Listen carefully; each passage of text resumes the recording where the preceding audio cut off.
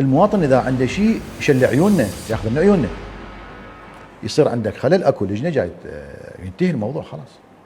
ما موجود في التصوير اللي ظهر في التصوير هو هذا مراجعين بشكل يومي على موضوع اللجان. خلينا نبدي ناخذ الموضوع من بدايته.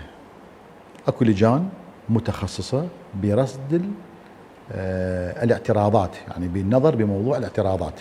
يجي المواطن معزز مكرم يعطي اعتراضه، يقول هذا اعتراضي، يدققونه في الكاميرات ومن ثم يعطون القرار. شنو القرار هنا؟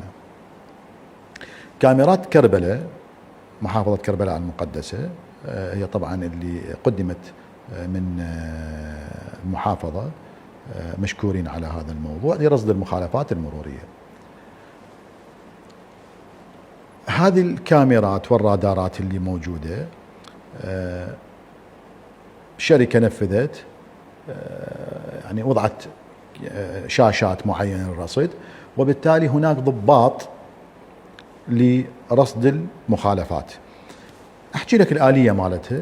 المخالفة تلتقطها الكاميرا، تلتقط المخالفة، ترسلها إلى المدقق. احنا خلينا فلتر مدقق يدقق اكو مخالفة، اي نعم اكو مخالفة، وين يرحلها؟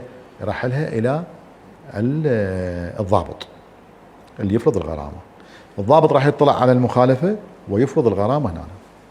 هذه اللجنة اللي موجودة يوميا، اكو اعتراضات، ينتهي الموضوع. ما يحتاج هذا التأجيج، ما يحتاج.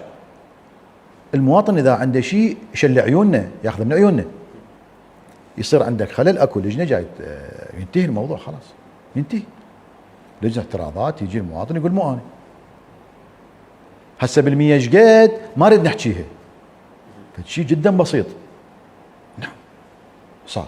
واللي يشك بيها، اللي يشك بيها كذلك تحذف، اللي يشك بيها.